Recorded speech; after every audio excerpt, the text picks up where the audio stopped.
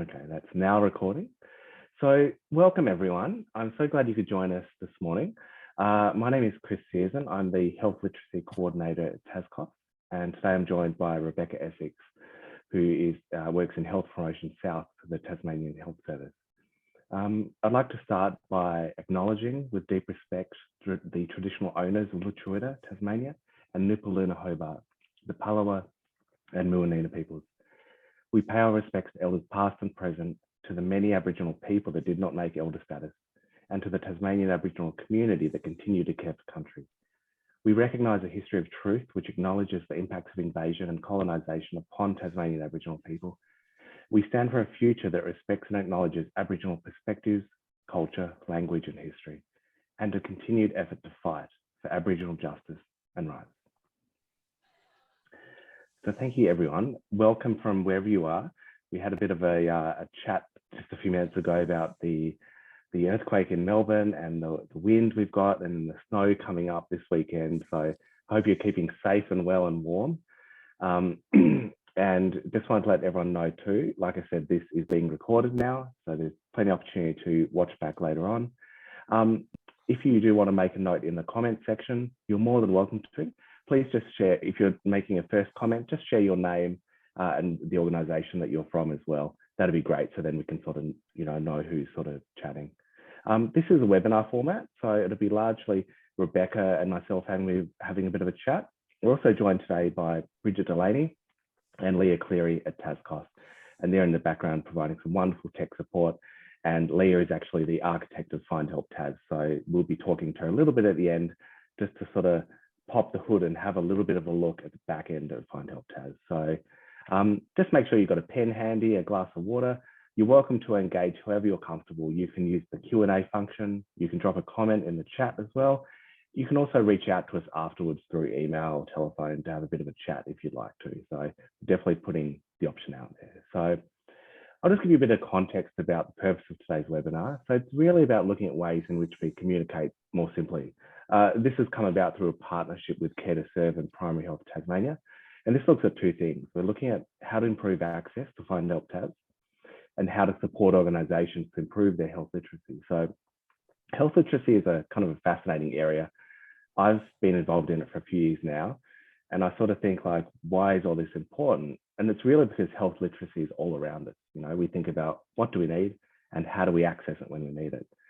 And sometimes it's not really about us.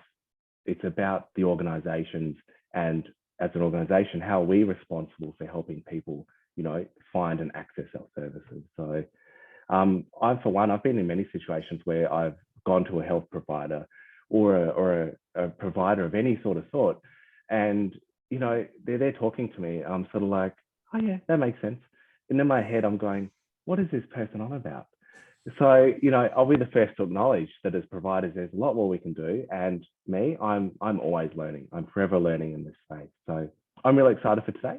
And again, just want to acknowledge Care to Serve and Primary Health TAS for their initiative. And also just a bit of a plug for FindHelpTAS. So if you've come across today and you may be still wondering what FindHelpTAS is, I'm really glad you're here. This is an online service directory with about 900 organisations in Tasmania where anyone can jump online and we can find a local service. We have a range of different categories available. We actually have about 400 organisations represented, and that's brought to life by 9 partner organisations who've all stepped up to make this happen. So today, this webinar is really about you. This is about organisations that provide support to carers or people in carer roles. And we wanted to do this today, actually, because Carers Week is coming up, and we thought this would be a great opportunity to start to explore the information messages that we put out. So we're going to look at a couple of really important things. We're first going to look at health literacy and what this means. Rebecca will be presenting, and we'll spend about 20 minutes on that. And then we'll look at written communication, and I'm going to use a bit of an example that I've gone through using Rebecca's content. We'll spend about 20 minutes on that too. And then at the end, I'll ask Rebecca to critique it, because like I said, always learning. So I hope that makes sense. If there's any questions, please pop them in the chat function, and we'll address them as we go along. And now I'd just like to introduce Rebecca. So Rebecca Essex is a health promotion coordinator with the THS. She's a social worker by trade, and she's worked in community development, aged care case management, And in her current role, she provides health literacy training to a number of organisations. So I'm really grateful for Rebecca's time today. And without further ado, I will pass it over to you, Rebecca. And we have a PowerPoint presentation that Rebecca has kindly put together today, and we'll be jumping into the content. And please bear with us if we have any delays in getting this done, because like I said, I'm still learning. Thank you, Chris. I think I just hit that, didn't I? Right, so I'm going to share my screen. So hopefully you can all see that. Can you see that, Chris? I can see that, yes. Great. And now I can see your slides. Great, thank you. So what I'm planning to do is just take people through, particularly to begin with, a little bit about what health literacy is, about the Tasmanian and Australian context, some of the data that we know, and then particularly look at some of those points that helps you present information in a clearer, more simple way using health literacy and plain language principles. So since the 1970s, we know that our health system and staying well has become more complicated and challenging for people. And the work that we're doing around health literacy is looking at how we can support people to actually make those good decisions that they need and to have greater control over their health. So as Chris said, it's about us taking some responsibility in the work that we do and ensuring that people have the power, that they can look after their own health, they get the information that they need, and that they can make those decisions and take responsibility. So these are the skills that people need to be health literate. And we can all fall into this space of sometimes being more health literate in one area or at a certain time, depending on what's happening. So people need to know their bodies. They need to know how their health works. And they also need to know when things aren't going so well and when they need to seek help. They need to be able to find out where to go for that help, where to seek information, and to be able to access that information. So whether it's digital or through health professionals or community services workers. They also need to be able to decipher and decode that information. The third area they need to do is being able to analyse. So to know that information is reliable, whether it's relevant to them, and to make some analysis of that information. So what are the pros and cons for that person? Is that a good instructions, health information to take on to their lifestyle? They need to have the confidence then to make decisions with their health professionals and then to be able to take that action. And hopefully that leads to people feeling good about their health. There's a lot happening there, isn't there? There is a lot happening. And it's dynamic too. So it's you know, some people might have real strengths in one area. So it might be, they might feel very confident talking to their health professionals, but they might find it harder to make decisions or to analyse.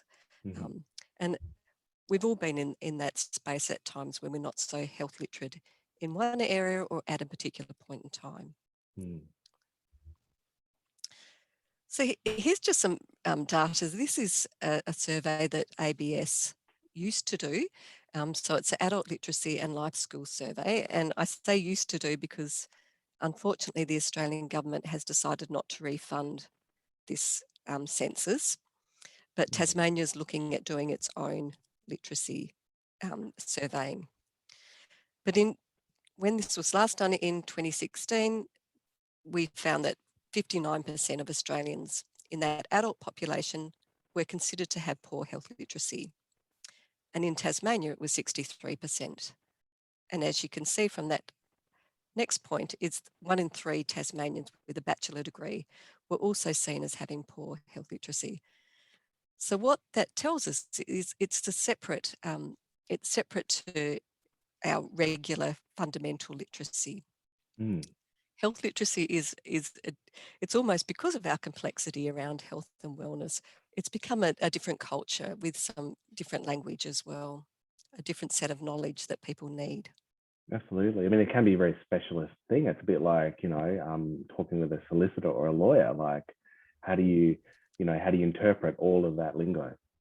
Yeah, that's right. And I say to the health professionals that I work with, sometimes we don't even know what has become part of our language jargon because we use it so often. And a word like chronic, for example, we use that in health to mean an ongoing condition. But but in everyday use, it's used more as to around the meaning of severe.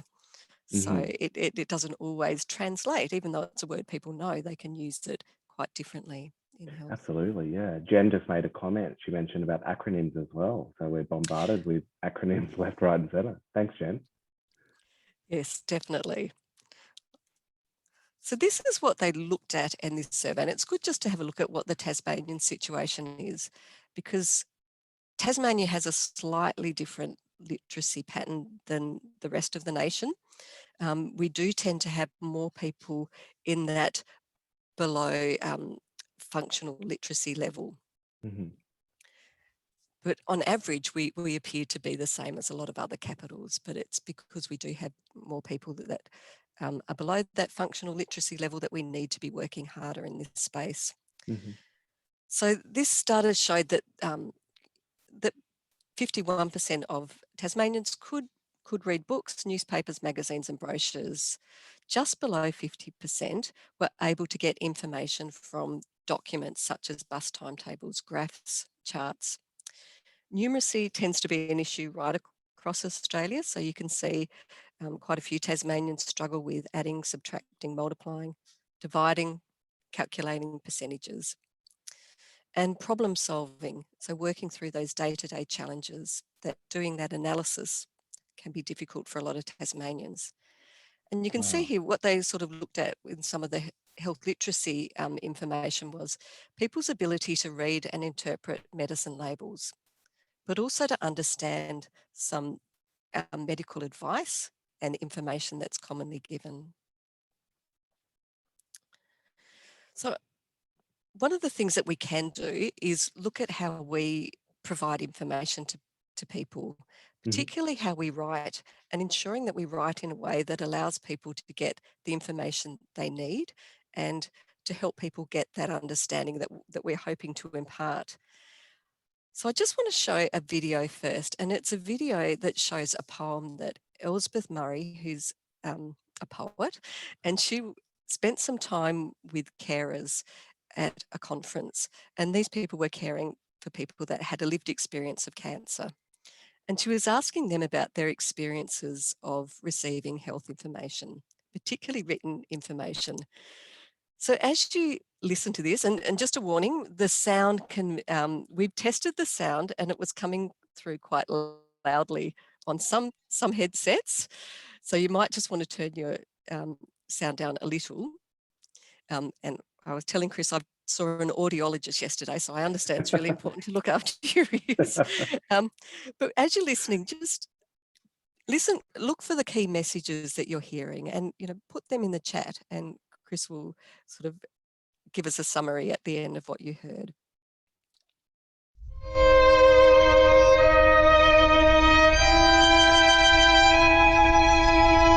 This is bad enough.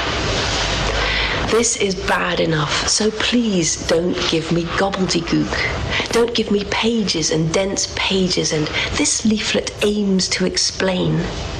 Don't give me really dodgy photocopying and do not remove for reference only. Don't give me drafted in collaboration with the multidisciplinary stakeholder partnership consultation short life project working group. I mean, is this about you guys or me? This is hard enough, so please don't leave me oddly none the wiser or listening till my eyes are glazing over. Don't leave me wondering what on earth that was about, feeling like it's rude to ask or consenting to goodness knows what. Don't leave me lost in another language, adrift in bad translation. Don't leave me chucking it in the bin. Don't leave me leaving in the state I'm in. Don't leave me feeling even more clueless than I did before any of this happened. This is tough enough, so please make it relevant, understandable, or reasonably readable at least. Why not put in pictures or sketches or something to guide me through? I mean, how hard can it be for the people who are steeped in this stuff to keep it up to date? And you know what I'd appreciate? A little time to take it in, a little time to show them at home, a little time to ask, what's that? A little time to talk on the phone. So give us the clarity right from the start, the contacts there at the end. Give us the info you know we need to know. Show us the facts, some figures, and don't forget our feelings, because this is bad and hard and tough enough. So please, speak like a human. Make it better, not worse. And we'll send out the link to that as well after the webinar. Chris, were there any sort of comments coming through about what key messages people heard? Yeah, absolutely. Linda and Genevieve made a really good comment about this idea that we have caveat around the information, you know, it becomes about protecting themselves and not actually helping the carers. And I just think about the long disclaimer that you'll get, you know, from providers around that. And kind of like, I understand if that message needs to be in there, but that shouldn't be the first thing up front. We should be looking at what is it that the person needs right in front of it. Yep, definitely. We also had a comment about isolation and frustration. That's a really good comment. That was from Jen. You know, and Jen also added about the fear and added trauma to, you know, this idea that they're having a hard enough time. And that's definitely something I got in the video, was that there's a desperation. Yeah. You can really hear it in the delivery of the poem. Yeah, make it better, not worse. I think it's a very powerful ending. Exactly. That's a great video. Thanks, Rebecca, for sharing. That's all right. So the information I'm going to present now is based on the principles that 2610 recommend for plain writing, for plain language. And 2610, for those that haven't heard of it, it is the state government strategy to lift literacy and numeracy levels among adults in Tasmania. But it also has a role in building an environment of where we're helping people get information. So we're considering the people that we're working with and looking at what we can do to support their understanding.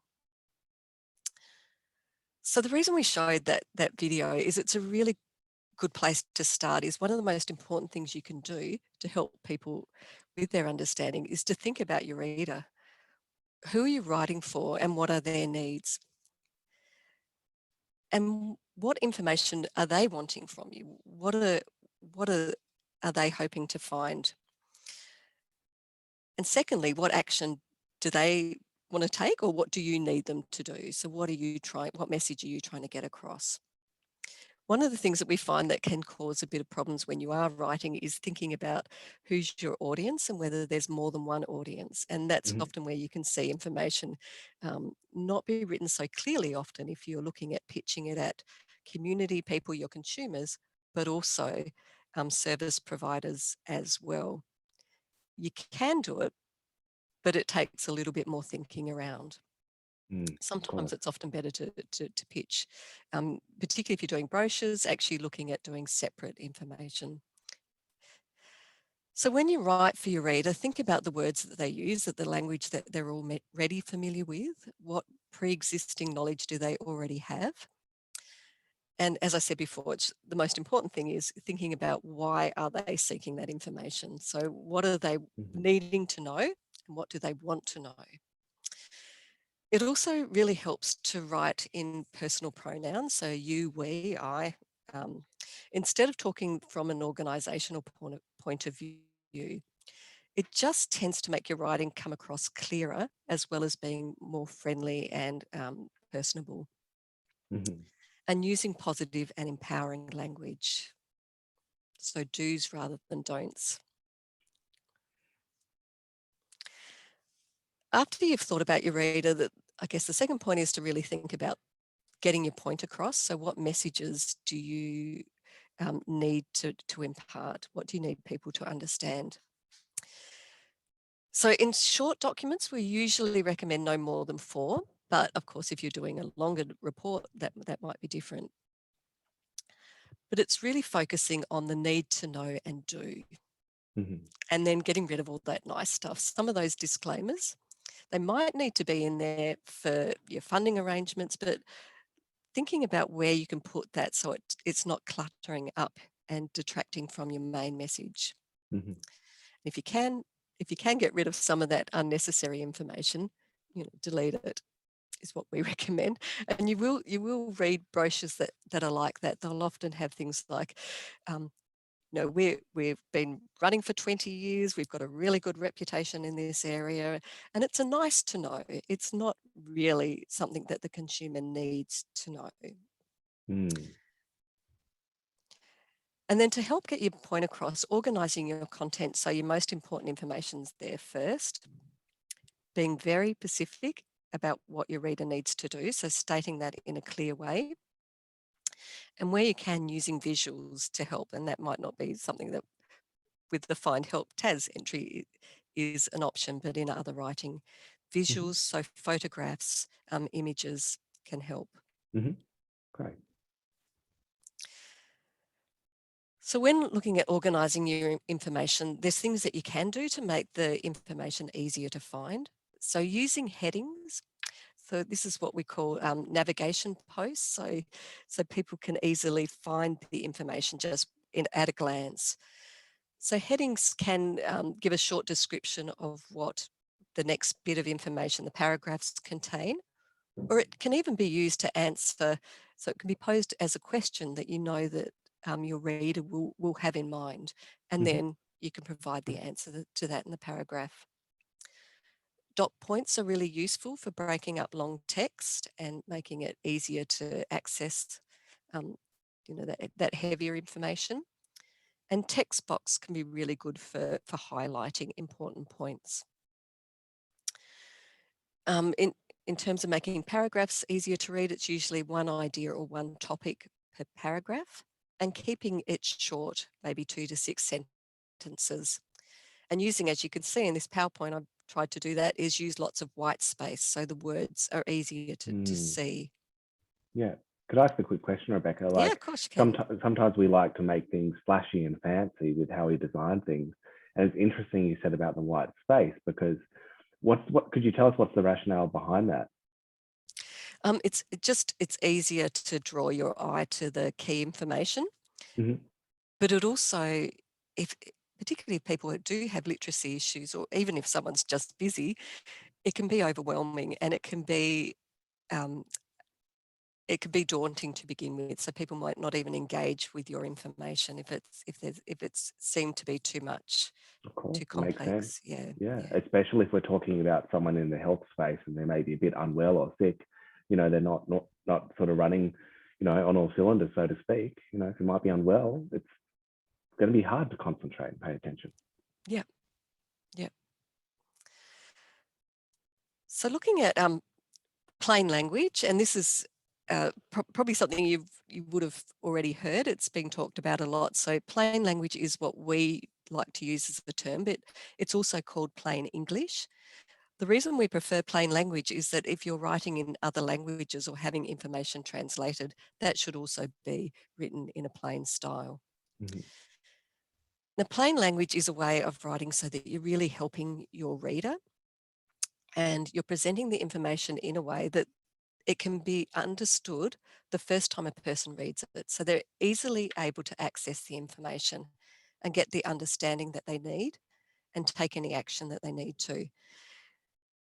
Now, if you find a piece of information that you're having to read once, twice, 3 times, that's actually a complex bit of writing. If you're having to really search the document and read it a few times to make sense of it, that's usually a good indication that it's complex.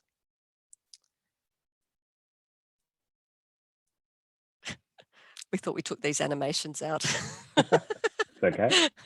So writing plainly is using everyday words, and there actually is a list of the 3,000 most common words used in English, and that's a really good little resource. You can just Google it, and I regularly just check words just to see that they are in that list. So they're the words that most of your audience would be using in their everyday language. And it's also good to write as you speak. We actually speak quite plainly, but often we write in a complex way. As I mentioned before, short sentences, no jargon, or if you do have to use jargon, that you explain what that term means in a plain English way first. Using the active voice, so that means stating very clearly what the person needs to do, what the action is, and using strong verbs like use rather than utilization, or assess rather than assessment. I've already said delete unnecessary words. We do use a lot of filler words when we write, and they actually don't add anything to the message. It's just the way, particularly the more education you do, and particularly if you work for government too, you often get to write in a way where you like to use lots of words to show that you're clever with language, and it doesn't necessarily help our readers. Right. I was going to ask what sort of drives that culture. Is that idea that we just have to... Word count? Word count, yeah. You're probably not far off the mark there. No, I don't know if it's just that. I think it just has been something that, right throughout our schooling that we do, particularly in our writing, we get encouraged to use filler words, but they really don't add to messaging. So concrete rather than abstract language, this means trying to think of ways that your reader can actually visualize and see and make sense of that message. So a good example I like to use is, say if you're saying to women that you need to look for a breast lump, you might say a breast lump the size of a pea, rather than giving actual measurements of how many millimeters you should be concerned about a lump. Someone mentioned acronyms before. Yes, acronyms shouldn't be used. They should be spelt out in full. And if you do use acronyms, at least make sure you're spelling out the first time. But if you can, it's best to do it throughout your whole document. I think I mentioned before, use design and layout to help answer questions and be consistent. So I thought we might have a bit of a go at doing some plain language. Let's do it. So if you want to put your answers in the chat, so there's not always, it does depend on the context that you're writing for, but let's have a go and see if people can come up with a plainer way of saying a majority of. Majority of,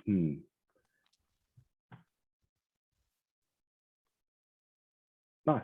Yeah, we've already got some comments there. Most of. Yeah. The most, yep. Most, Yes. yes. That's the word I was thinking of too. Yep. Majority Great. of. How about adequate number of?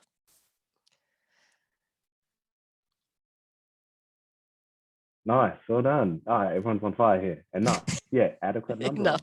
Enough. And you can see these are the types of filler words that we use in writing. But it's so easy to do, isn't it? It's so easy to write it out like that in full. Yeah, definitely. At the present time. Nice. Yeah, now, currently, Now. right now, currently. That's great. Great. Assist. Help. Yes. Yep. Spot on, everyone. Yeah. Well done. Utilize.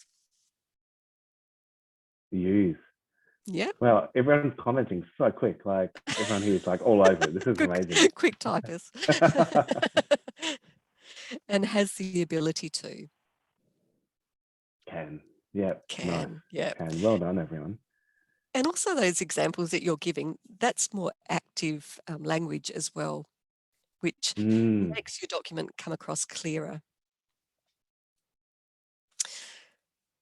So once you've written in plain language, it's also important to check what you've written. So looking at your structure, does it make sense? And is the order easy to follow? Of course, checking your wording. Are you saying things clearly? And will your audience understand? And always the best way to check if you have written things clearly for your audience is to check it with them. I also like to check it with people who sometimes our consumers can know our language too. They can be quite ingrained in the system.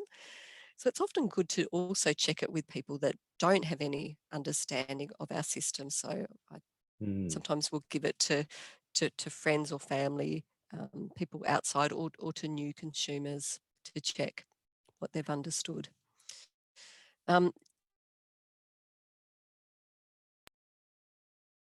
Check for any errors. This is often writing it. Sometimes you can't quite always see the mistakes. So check for errors to names, phone numbers, and for typos.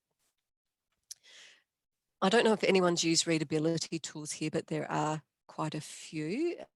There's one actually built into Microsoft Word called Flesh Kincaid that will give you a readability score. But there's a really nice new one coming out that's particularly looking at health literacy that is being developed by the Sydney University called the Shell Editor. So they will give you it will give you a readability rating, but it will also suggest where you need to change your sentences, which sentences are written in complex language, and give you some suggestions for change. Great. And of course, if you want to do the blue ribbon, health literacy, you co-design, you actually work out with your readers what they want to know, and you talk about language and organisation of that information with them, and then going back and testing it with your readers throughout. One of the things I should have said before is that people commonly will put points to emphasise in all capitals, and Okay. that actually is very difficult to read because we learn to read by looking for the different shapes and sizes of letters. So if people are having literacy struggles, writing in all caps and even italics too can make words, letters look different. So it actually can be harder and you can lose those Yeah. points. I did want to let people know there's a really good resource on our Public Health Department's health sites. Can we send this link out after, Chris? Yes, absolutely we can. Yeah. So there's lots of little fact sheets that can help you plain language swaps. It can help you write for particular audiences. It can help you look at how you can write forms clearly. And there's also a lot of other resources, including the Elspeth Murray video as well on that website. So were there any questions so far? What we can do as well is if people have questions, they can get in contact with us as well, and if we can come back to them at the end as well. Sure. Certainly. But yeah, we can definitely hold off and wait to see if there's any more questions. Bronte said none from their end. No, I think it should be okay. Okay, I'll just quickly show an example. So this is an example of information that was on a public website, and the aim was from Tasmanian Ambulance Service. And the main message is to ensure that people save ringing 000 for emergencies, and that if it's not an emergency, that they look at getting medical help elsewhere. I see, right. But as you can see, it's quite a bit of information there, particularly on a website when people could be in a bit of a hurry. And some of the messaging gets a bit lost. So there's information in here like paramedics are well trained to do the job the community expects of them. Right. That's a nice to know, in my opinion, and it does muddle the message.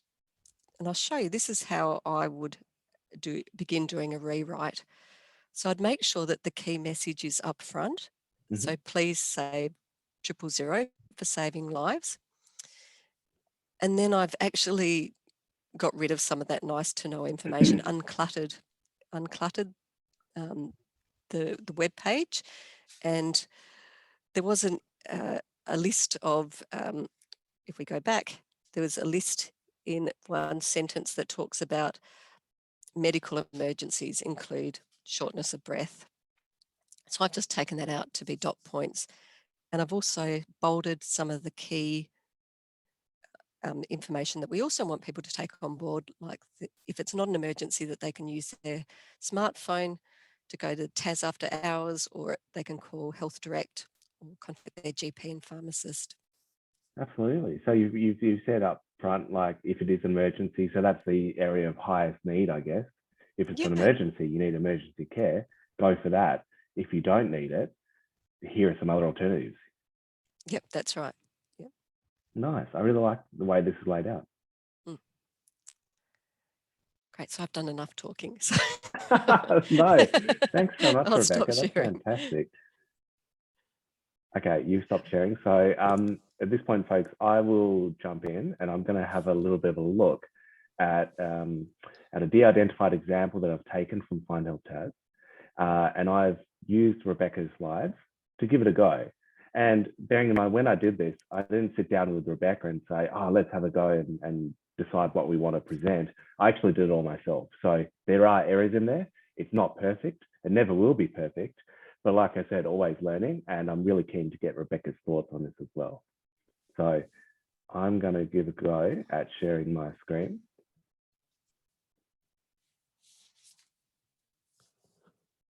And I hope that everyone can see that.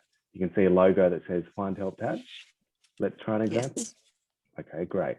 All right, I'll move through this. Oh, look, I thought this was a bit funny to put this slide in, you know, a wise doctor once wrote, and I apologize to any doctor who's in the room. This is a little bit like me. I take my laptop into meetings because sometimes I struggle to read my handwriting afterwards. So I'm guilty of this as well. So when I went through your slides, Rebecca, you know, the first thing was thinking about the reader. At this point, when I did it, I thought, look, we don't need to make any changes yet. We're just sort of having a bit of a think about the power of language. So here I've got a listing here from Care Limited. And this is an organisation that looks after carers. Now, so I'm just going to get my laser pointer up here. I hope people can see that. So on the left-hand side, this is Rebecca's comments about thinking about our reader. And on the right-hand side is the actual text itself. This is a profile from Care Limited about their service. So what I wanted to do first was just think about, okay, well, who is the audience to begin with? And I'll show you my next slide, which is going to look a little bit, there's a bit of stuff going on here, but don't be alarmed by all the highlights. I'll explain this as we go along. First thing I want to think about was, okay, who's our audience? Who are we writing for? So I've had a bit of a look through and I've put in green highlights, who is the audience? The audience seems to be carers, and that's this clear message that's coming through. But I guess thinking too, a little bit further, I wanted to think about, okay, we're writing for carers, but is there anyone else we're writing for too? Because remember that our audience is anyone who jumps online and reads this, because this is a public listing. So maybe, are we writing for other people as well? There's probably a fair chance that we are. So we haven't changed anything yet here. We're just looking at the content. We're just looking at the words, looking at the audience, getting a bit of a feel for that. The next thing I highlighted was personal pronouns. I went to have a look to see like words like you and we, and I can actually see a lot here, which is great. I feel like as a reader that content is addressing me, which I thought was fantastic. This really makes me as the reader feel included. And the last thing that I wanted to put in there was around using positive and empowering language. So, you know, talking about well-being and resilience. Maybe there's even some stuff we could do there around those words as well. But, you know, getting people to think about, well, what is it what we're trying to do and how are we supporting people? You know, some of this language can be quite nuanced and it can be quite specific to the caring industry, but thinking like, are we taking care of people? Are we supporting them? Are we helping people? Or are we looking after people? So maybe there's some stuff there around making our language a little bit more positive and empowering too. I guess the question is, why is all this important? Well, I will probably say that there's power in language. Bridget, one of my colleagues who's in this webinar right now, she said something the other day about language. She said it starts with language and it ends with behavior. And I thought that was really important because the language we put out there will demonstrate the standards that we want to display. So I'll move on to the next slide. So what we've done so far, we have thought about our reader. Now we can start to move things along a little bit. Using Rebecca's content, we're going to look at getting our message across. We're going to look at the story that we want to tell, and that will help us get things into a bit of an order that we want. So what I've done here is I've looked at the messages. I remember Rebecca said that limit your messages to no more than 4. what I've done, I've had a look at these paragraphs and I've kind of put some headings in there. And these are just placeholders, they're temporary. I haven't moved anything around or changed anything. I've just put these headings in. So the first thing is, what is care limited? What does care limited do? Why is this important as a consumer? And then the last message was kind of around, well, how can care limited actually help? So I just sort of think to myself, okay, if I had 10 seconds to look at this, like, what am I going to look at? You know, first of all, we've just put some placeholders in. So this will sort of give us some themes to think about how we organize our content. And I'll be able to show you a little bit more in the next slide about how we can move that around. So what have we done? We've thought about the reader. We've identified our messages. We've looked at what is actually in there. Now we want to start to maybe move things around. And for me, like I said, I was thinking about this is how we sort of tell the story about what that will look like. So we've got those 4 messages. This is good. We're happy with our 4 messages. Here you can see I've actually had a bit of a go at just moving some things around, and I've kept these temporary headings in there as well. So I've actually, the first thing I've said is like, okay, if I've come across this listing, why should I be reading this? Is this relevant to me? If I'm a carer and I read this message, you know, this first one here, I'll either identify with it and I go, yep, that's applicable to me, or I won't look at it. And then I'll stop reading. So, but if I do, I will keep reading and I want to know a little bit more information. So kind of this thing that gets my attention first and foremost. So first of all, are you a carer? Like, am I a carer? Do I help take care of someone? Yes, I do. I'm going to keep on reading. And then the next message that I thought was important was, okay, I'm a carer. Yes, I want some support. How can Care Limited help me? What can they actually do? And that's where I've moved this message here, talking about their services. So peer support, social gathering, individual support, etc. And then the next one I wanted to know is, okay, maybe I might be a little bit reluctant, perhaps, and maybe I need a bit of reassurance along the way. So is there anything that will convince me that as a carer, I might need a bit of extra support? This is why I love this message here, because it really shows that Care Limited tries to understand the experience of the carer. So it talks about, you know, the fact that it's important to stop and pause, and well-being is very important. I feel as the reader, that's a really powerful message, because I'm like, yeah, I feel validated when I read that. And the last message was around what actually is Care Limited. So in the first listing, this message was number 1. This was right at the top. And so what I've done is I've moved it right to the bottom, because I've sort of thought to myself, well, this is nice to know information, but is this online? Is this something that a carer needs to know upfront? You know, maybe this is stuff we still have to put on there, but it can maybe perhaps go a little bit further down. It's maybe not relevant to be right up the top. So this does look a little bit messy, but bear with me. We're going through a bit of a process here.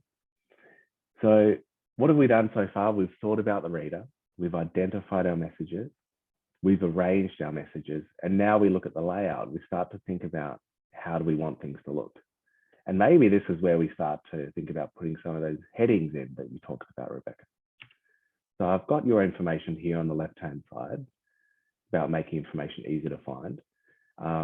Maybe some headings, some dot points, or some dashes. Sometimes you might be using an interface where you can't put dot points in. Maybe a dash might be appropriate. So here we're just thinking about the layout. Is there anything we can do to make this more visually appealing? Maybe we can break up the text a little bit. We can use some headings for dot points. You can see here too, I've taken away those temporary headings. And in the next slide, you'll see I'm about to put them back in. So again, this looks like there's a lot happening here. First thing I've done is I've looked at the headings, and these are in yellow highlight. So I've just made these up. I've just put in some headings addressing the audience, saying, are you a carer? What do carers do? How can we help? Number 3, why is this important? Number 4, where can I find out more information? So by putting those headings in and asking the reader directly what we can do to help you, hopefully makes it a bit more personalized. And the other thing I've gone ahead to in the green text is I've looked at dot points.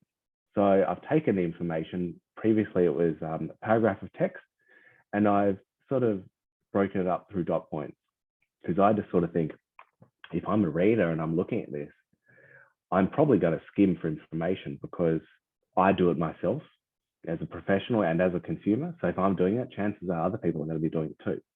So that's why I thought having the dot points in there would be a good idea. And I've done the same thing there for about the services that Care Limited offers. So educational support, peer support, etc. Having that in a list that's a little bit easier, more palatable for the eye to just look at. So we've gone through a few steps already. We've thought about the reader. We've identified our messages. We've arranged them in a layout. And now we've organized the information. So the last step, according to Rebecca's slides, is about writing plainly. And maybe this is where we can look at this a little bit together, Rebecca, if you like. Yep. Great. So, excuse me, I'm just going to cough. Sorry, everyone. When I'm presenting, I can't see the mute button here, so I can't mute myself if I cough. So, what I've got here, this is all the information that I've got in there from before. So I've now put in the headings that are highlighted in yellow.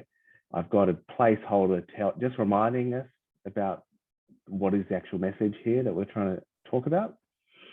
So now we've sorted that out, we can make sure that the language is spot on. So the next slide is exactly the same as the previous one. I've just removed all the highlights here. So you can just see this is plain text with some information there I've put in there about Rebecca's things to look out for. So no jargon, short sentences, active voice. So I will show you now, Rebecca, and I'll show everyone my first cut of giving this a go. So this is what I came up with. Excuse me.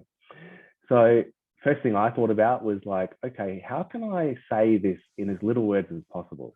And again, I thought about your analogy about the word count, trying to see if I can cut out words that don't need to be there. So I tried to make my language a little bit more plainly. And I also thought about the dot points as well. And I sort of thought, okay, are they in the right order perhaps? So thinking about the services that Care Limited provides. In the previous example, educational workshops was at the top. And I've changed it around. I've put that at the bottom. I've said that individual support should be at the top because maybe that could be the bread and butter. That could be the main thing that they perhaps provide. I could be wrong as well. As experts in the carer field, you will know what needs to be in what order. So the other thing I looked for was just taking a visual about seeing if we've chunked our information. Does everything look good? Have we got a consistent flow? Is everything in the right order? And yeah, do we have the right number of words? So the best way to probably see this is a side-by-side comparison of the old version and then the new one. So I'll move on now to the next slide, which will show the before and after.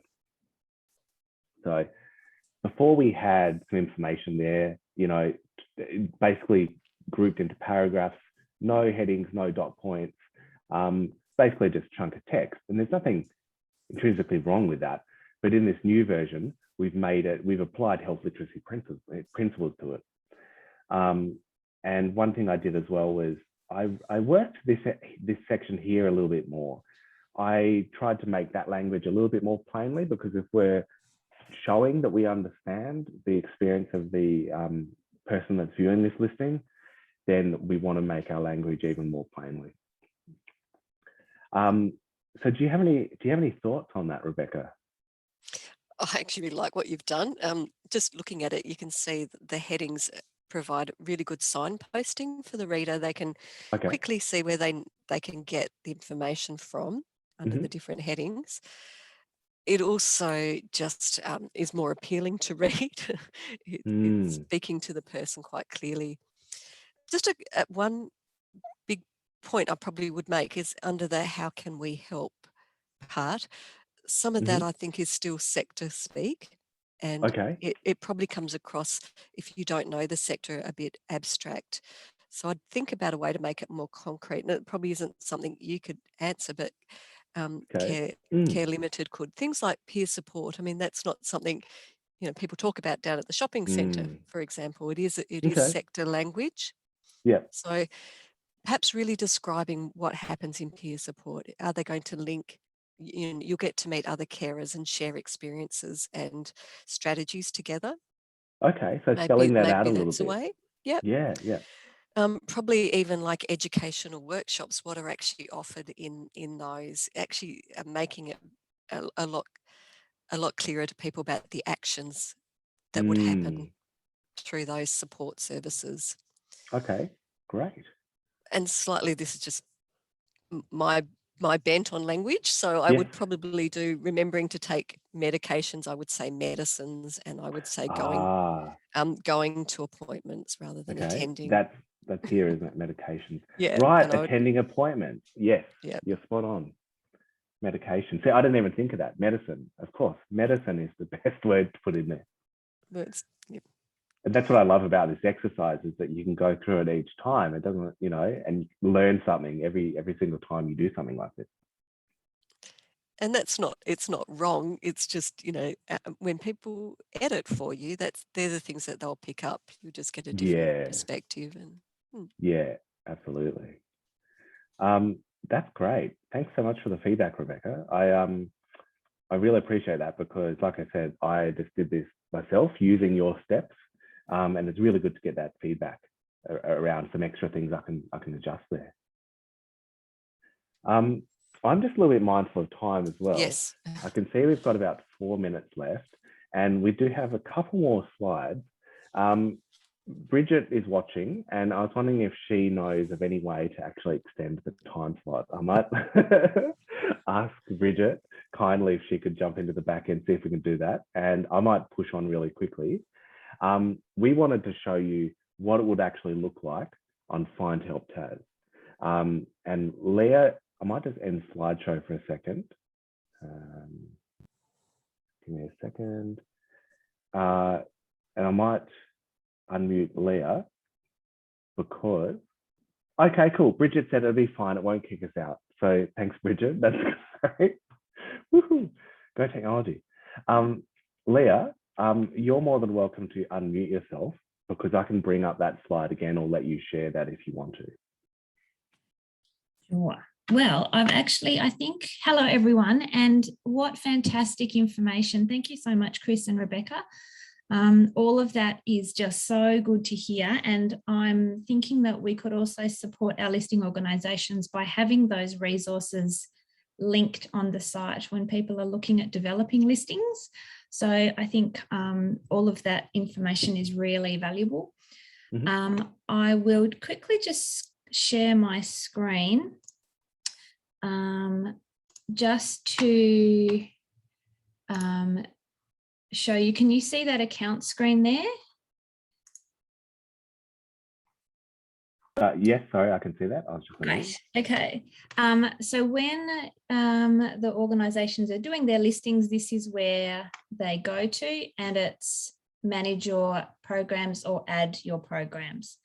So when you're now using all this new information to put your listings together, this is where they go. Oh, I've got too many in mine. But I just thought I will add some of those resources to our website so that you've also got them there when you're coming back. We try to get our organisations to check their information once a year.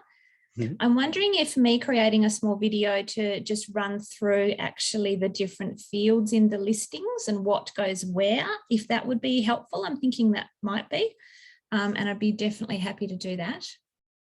Thanks, Leah. I think that would make a lot of sense if we're able to do that. We might see if anyone wants to pop any comments in there. Give us I'd be really interested to hear. I think that if that's helpful, then I can definitely do that. I have got, I just wanted to, it was mentioned about visuals and about formatting.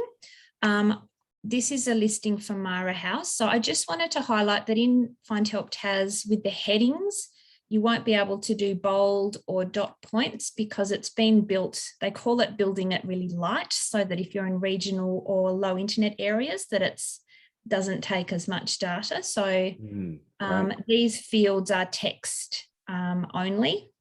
but you can still do a heading, but it just, you won't be able to bold it. And dot points, we just use dashes so that you can still do those things. So, and the visuals, you've also got the option, like Colony have done with this listing, is you can link a video. So a lot of the videos, interestingly, also are about the organisation, not as many are about the program. So this is a lovely one of what to expect if you go to Mara House. So that's another option that you've got for sharing information, as well as you can link brochures. So if you've got a brochure that you put together, you can also put that on. And I would encourage you, it was a great mentioning about like keeping the information simple and separate. You are also able to put as many listings on there as you'd like. So Chris, your example with the education sessions versus peer support. So if you wanted to, if you had, you know, we've got individual phone counselling, we've got group sessions, and we've got education, you can very happily put those three as three separate listings and then provide a bit more information about those. And then you can also over, there's a website link, and I also encourage the that link, if you can, put it to the page with the information for that program. So that again saves our users having to go to the home. People tend to put the home page and then finding it. So yeah,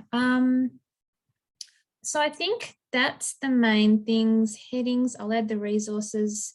And I think the other thing is also trying to give yourself time. So when you've got time to actually read through your stuff and have a look at it. I know it's really hard because so many people are just, it's a very busy sector that we work in. So, and I'm also here to help out with your listing. So when you do an update, I'll check them before they go through. So this information has been really helpful for me as well to support the organisations and yeah, give you a bit of a hand. So that's great. Thank you, Leah. So yeah. that means too that if someone does submit content, that you'll be able to just have a quick look over that as well to make and maybe give feedback around that if there's anything that needs adjusting. Yeah, I guess actually one quick point I'll make, the main service information is in this section here where Mara House has written what they do.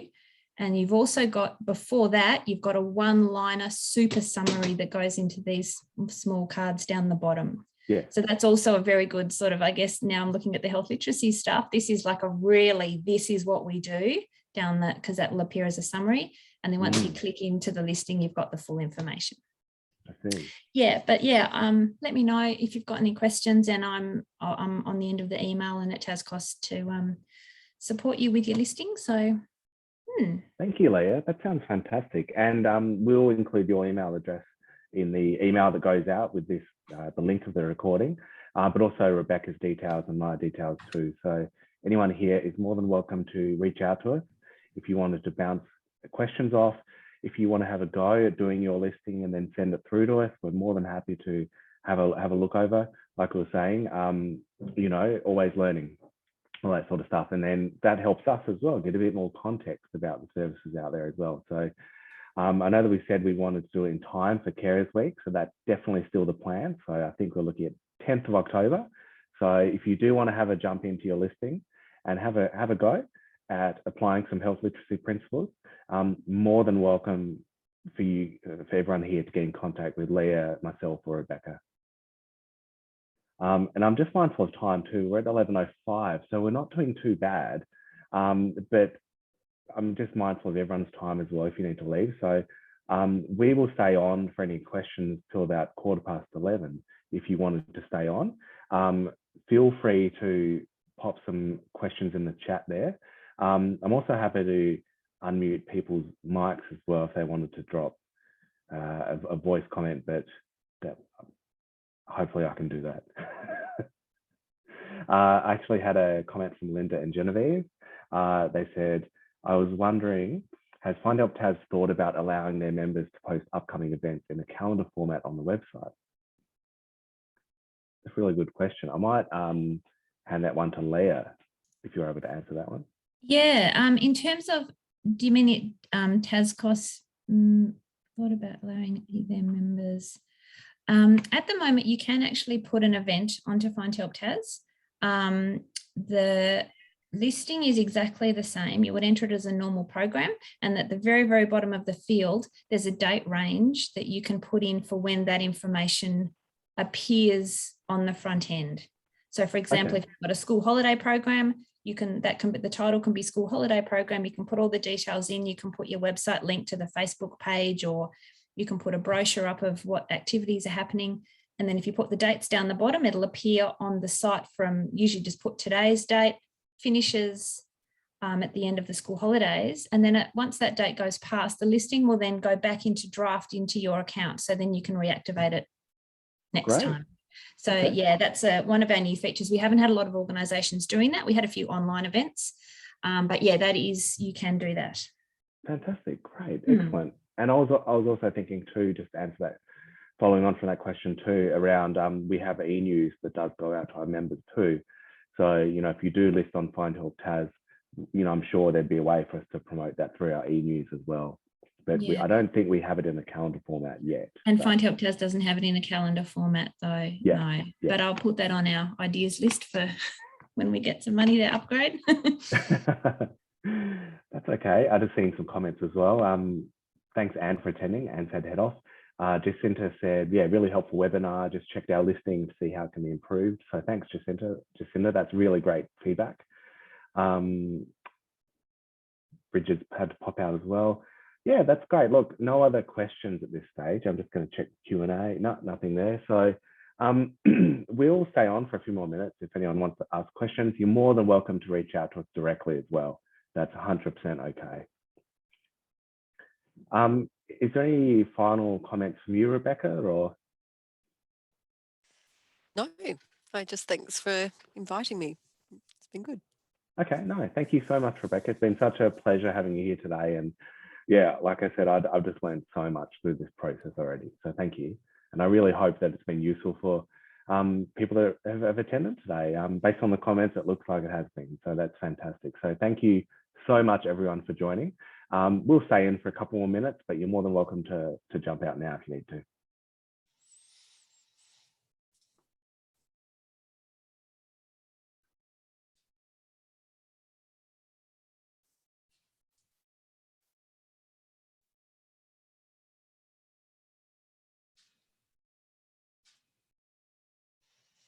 You're okay, Rebecca, to stay around for a couple of minutes?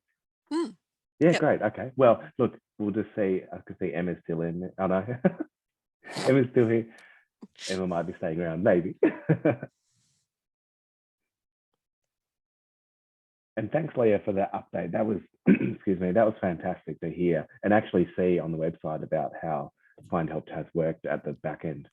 Yeah, great. I just love that we're able to do this, like that the website's up and running now, and this is the next step. And I do see a lot of listings coming in with we've been funded this way and we've been around for this long and we're very committed, and it's like, which is great. And that, yeah, Rebecca, your information was so brilliant. What did you call it? The nice to know stuff. Yeah. Exactly. Yes, you never look at brochures or anything the same after you yeah. do health literacy or 2610 work.